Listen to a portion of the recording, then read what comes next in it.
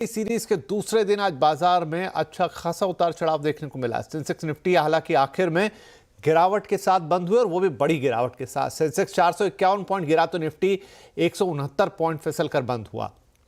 हालांकि mid cap और small cap ने निचले स्तरों से सुधार कर क्लोजिंग ली है। डिटेल्स के लिए हमारे साथ है हमारी सहयोगी कंचन नौटियाल। तो कंचन, आज भी बाजार एक तरह से रोलर कोस्टर दिन की तरह रहा, फिर भी इस दिन में कौन से स्टॉक थे जो मजबूत नजर आए और कहां कमजोरी दिखी? तो हफ्ते का पहला कारोबारी दिन और बाजार के अंदर हमें काफी ज्यादा अप एंड डाउन देखने को मिला। यानी कि हम बोल सकते हैं कि फर्स्ट हाफ में तो जो बुल्स थे वो हावी थे, लेकिन सेकेंड हाफ तक आते आते जो बाजार में है बियर्स हावी हो गए। अब देख लेते हैं कि स्टॉक स्पेसिफिक एक्शन इस हफ्ते इस आज के दिन हमें किस तरीके का देखने को मिला। निफ्टी की बात करी जाए तो अडानी एंटरप्राइजेस में करीबन 8% का इजाफा आया। साथ ही साथ टेक महिंद्रा करीबन 2% की बढ़त के साथ बंद हुआ है। HCL टेक में 2% और इंडसइंड बैंक भी करीबन 1% की बढ़त के साथ बंद हुआ है। लूजिंग पॉकेट में नाम आता है सबसे पहले हिंडाल्को का, जहां पे 2% की कमजोरी, टाटा मोटर्स 2.5%, ट्रेंड 2.5% और BL में भी करीबन 0.25% का डाउनसाइड मोमेंटम रजिस्टर किया गया।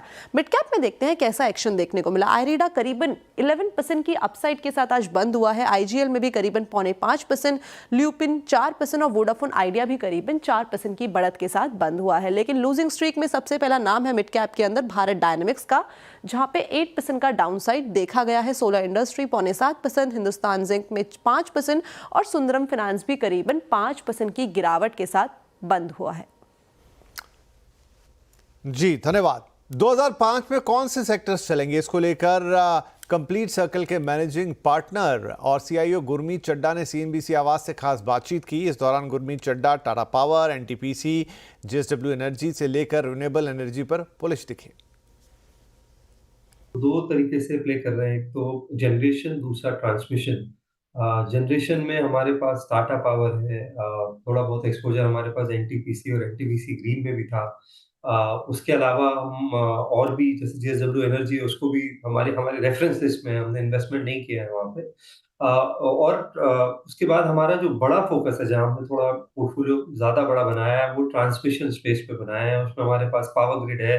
हमने कुछ स्पेशलिस्ट ट्रांसफार्मर कंपनीज भी ऐड करी हैं जो लोकोमोटिव्स को पावर करती हैं, खाली सिर्फ एनर्जी फोकस नहीं है, जैसे हिंद रेक्टिफायर है। केबल्स एंड वायर्स में हमारे पास पॉलीकैब और KI इंडस्ट्रीज रहा है पोर्टफोलियोज में। और हम लेवल 2 लेवल 3 जाके देख रहे हैं कि हमें कुछ और कंपनीज अगर ट्रांसमिशन स्पेस में मिलती है तो उसमें एक्सपोजर लेना चाहते हैं। मुझे लगता है ये बहुत बड़ी थीम है जनरेशन। और आप देखिए अभी M&M ने एक सब्सिडरी फ्लोट करी है रिन्यूएबल एनर्जी को लेके। हर और बहुत कैपेक्स हुआ है इंडिया के जो भी बड़े कॉन्ग्लोमरेट्स हैं, सबका क्लीन एनर्जी का अगर आप कैपेक्स देखें पिछले 2-3 साल का, तो ये सबसे बड़ा कैपेक्स है शायद कई सालों में।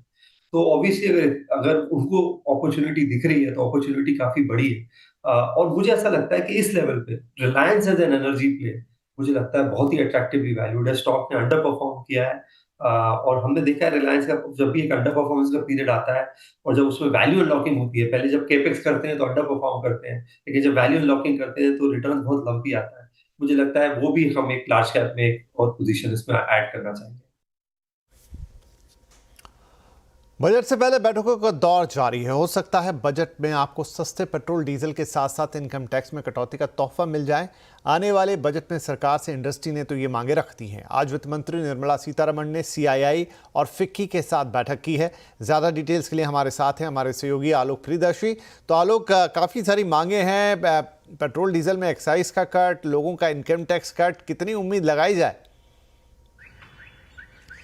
देखिए, इस वक्त जो सरकार के सामने सबसे बड़ा जो मुद्दा वो है कंजम्पशन डिमांड को बूस्ट करना, यानी कि जो डिमांड गिर रहा है उसको किस तरह से बढ़ाया जाए। उसके लिए आज इंडस्ट्री के साथ जो प्री बजट मीटिंग हुई वित्त मंत्री की, उसमें कई सारे ऐसे उपाय सुझाए गए जिसको अगर सरकार मान लेती है बजट में, तो जाहिर है कि पेट्रोल डीजल से लेकर इनकम टैक्स के मोर्चे पर आम आदमी को राहत मिल सकती है। खासतौर से अगर पेट्रोल डीजल की बात करें तो CII बॉडी ने सुझाया कि जो इस पर एक्साइज ड्यूटी है इसमें कटौती की जानी चाहिए, क्योंकि 2022 से एक्साइज ड्यूटी में कोई कटौती नहीं हुई और पेट्रोल के दामों में करीब 21 रुपए और डीजल के दामों में करीब 18% जो है वो हिस्सा एक्साइज ड्यूटी का है। लिहाजा इसमें कमी की जाना बहुत जरूरी है, क्योंकि 40% जो इंटरनेशनल क्रूड के दाम है वो गिर चुके हैं और इसमें सरकार ने अभी तक कोई कमी नहीं की है।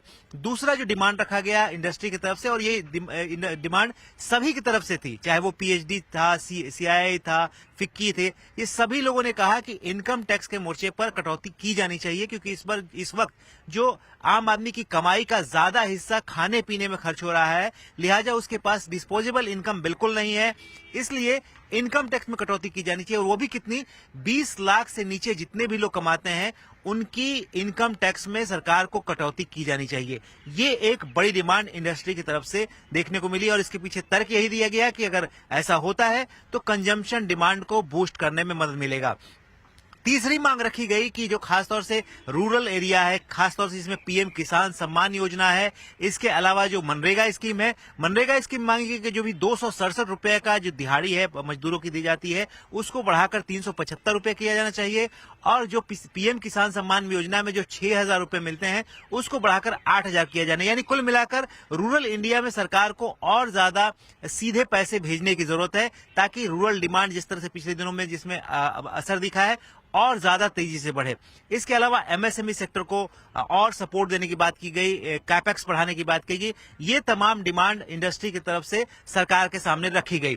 अभी जो दूसरी बैठक अभी जो चल रही है वो हेल्थ और एजुकेशन सेक्टर के साथ चल रही है। जाहिर सी बात है, हेल्थ और एजुकेशन सरकार के लिए भी एक प्रायोरिटी सेक्टर है, और यहाँ पर जो लोग रिप्रेजेंटेटिव आए हैं इस सेक्टर के, वो भी यही डिमांड कर सकते हैं कि जो इस हेल्थ और एजुकेशन में और खर्च बढ़ाए जाने की जरूरत है, और खासतौर से जो एजुकेशन सेक्टर है उसमें कम से कम विकसित देशों में जो 9% के करीब खर्च किया जाता है जीडीपी का, उसको कम से कम जो अभी काफी कम है, 2% 3% के आसपास सभी सरकार खर्च करती है, उसको और बढ़ाया जाना चाहिए। तो ये तमाम आज प्री बजट बैठक जो वित्त मंत्री के साथ चल रही है, उसमें तमाम इंडस्ट्री और जो हेल्थ और एजुकेशन सेक्टर के जो लोग हैं, रिप्रेजेंटेटिव है, वो रख रहे हैं। जी, बहुत शुक्रिया आलोक इस अपडेट के लिए। इस बजट में वित्त मंत्री से सीआईआई की क्या डिमांड है, इस पर कन्फेडरेशन ऑफ इंडियन इंडस्ट्री के प्रेसिडेंट संजीव पुरी से एक्सक्लूसिव बातचीत की है आलोक प्रियदर्शी ने। प्री बजट मीटिंग के दौरान सीआईआई ने 2 बड़ी डिमांड रखी है, फ्यूल पर एक्साइज ड्यूटी कटौती और पर्सनल इनकम टैक्स में 20 लाख रुपए तक में टैक्स की राहत। सर, ये दो बड़े डिमांड है, इसके पीछे किस तरह के रीजंस आपने दिए हैं, क्या इसकी वजह है? नहीं, सिर्फ इसका मेन रीजन ये है कि it will increase the disposable income in the hands of the consumers, therefore boost consumption, and with that will go tax buoyancy itself. That's the fundamental idea. जी, पर्सनल इनकम टैक्स में जो 20 लाख रुपए तक कटौती होगी, वो उसके लिए फिर सरकार को अपना फिस्कल भी एक्सरसाइज करना पड़ेगा।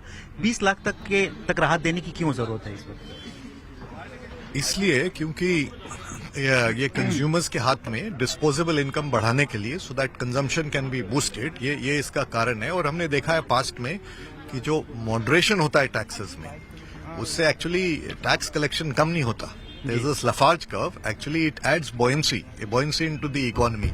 We have seen, despite what was the average rate of taxes pre-GST, what is it right now? Even other income tax rates have got reduced, but the revenues of the government have been buoyant. Last सवाल sir कि fuel पर जो आपने कहा कि 40% जो international crude में कटौती हो चुकी है और 2022 से अभी तक कोई भी एक्साइज ड्यूटी में कटौती नहीं, वो मेंटेन्ड है, ये इसकी कितने बड़ा रीजन है इन्फ्लेशन बढ़ाने में? देखिए, जब इनपुट कॉस्ट बढ़ता है तो naturally it contributes to cost of everything, तो वो तो कनेक्टेड है definitely. So that is the reason we have suggested that there could be some cut on excise duty which will find relief to consumers. Right, तो ये industry की बड़ी demands है, और इनफैक्ट आज वित्त मंत्री और भी कई मुलाकातें दिन में करने वाली हैं बजट को लेकर, उसका भी अपडेट आपको लगातार देंगे। लेकिन फिलहाल